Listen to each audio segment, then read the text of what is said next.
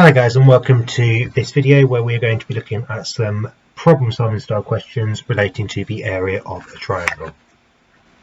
So you will have seen from the previous video, if you haven't watched that, please do go back and watch it, where we look at the alternative way of finding the area of a triangle. It's given to you in the formula sheet. The area of a triangle is half AB sine C, and it, just like the cosine rule, involves a corner cluster, sides A and B, an angle capital C, which is between the two. So this is a tough question, could be asked in an exam. So you're told the area of a triangle and you're asked to find the length of the middle side. So straight away we can see we have a corner cluster, which we're going to label in a way that is useful to us. Going to the formula sheet. Our angle we're going to call capital C, and our two sides are A and B. So A, B, and this angle is capital C. So I know the area of a triangle is equal to half A times B times sine C. So I'm going to sub in everything I know about this triangle, including the fact I know what the area is. So the area is 35.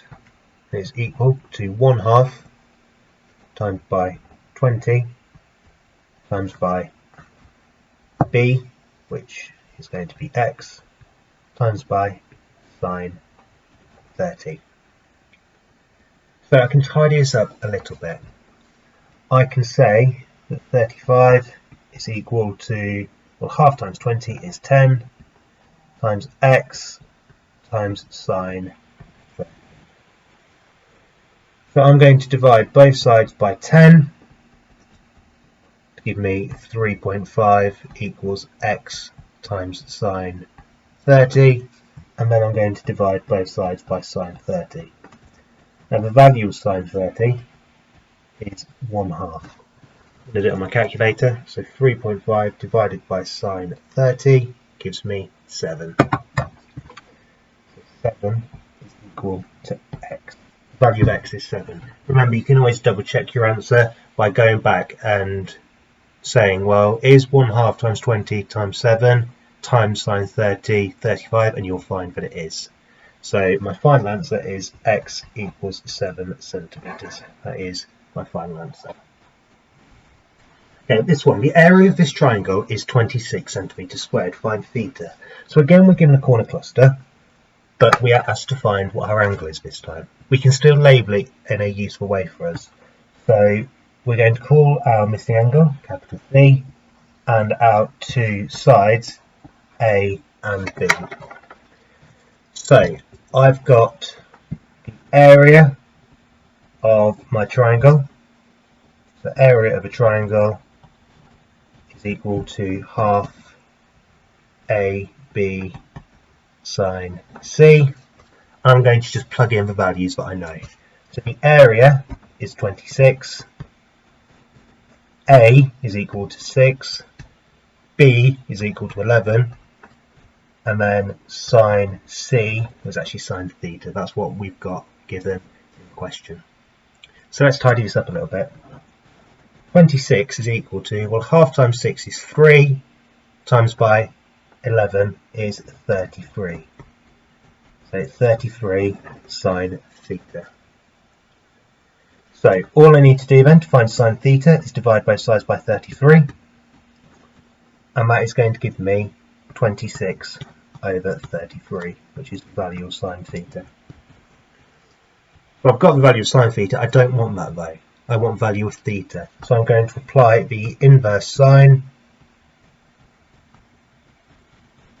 So I'm going to get my calculator and I'm going to press shift sine and then type in that fraction, 26 over 33.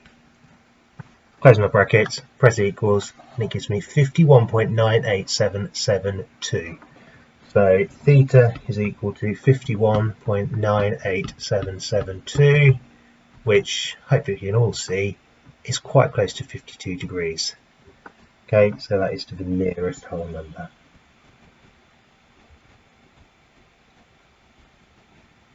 Okay.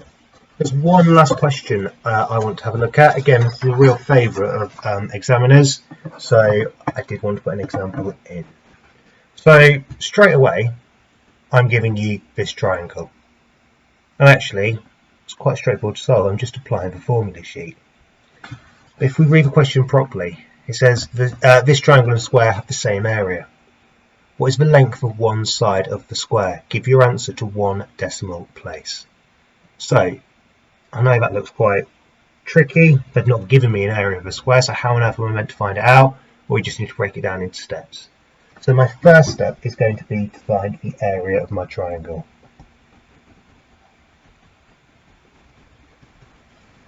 So that is going to be equal to half times AB sine C. Now remember, AB, C is the angle in between the two. So I can find out the area of that triangle. It's going to be 1/2 times 9 times 10 times sine 70. And if I type that into my calculator, exactly as it appears, 1/2 times 9 times 10 times sine 70, I get that answer out. So the area of my triangle is 42.286167994 centimetres squared. I'm going to keep that in my calculator. Okay, so I'm not going to round it here, I'm not going to do anything like that. That is the area of my triangle, so it's also the area of my square. So the area of my square is going to be equal to one side multiplied by itself. So let's just call one of these sides x. So the area of my square is going to be equal to x squared. Well, I know what the area of the square is. It's 42.286167994. So I can write down that x squared is equal to 42.286167994 centimetres squared. I can just square root it to find out what the length of one side is. So I'm just going to press square root ANS, and I get an answer of 6.50278155 centimetres, which, because it has to be rounded to one decimal place, it's going to be 6.5 centimetres. One decimal place. So those are three likely questions that could come up in your exam, or questions of that style. So I hope this has been of use to you, and I will see you again shortly.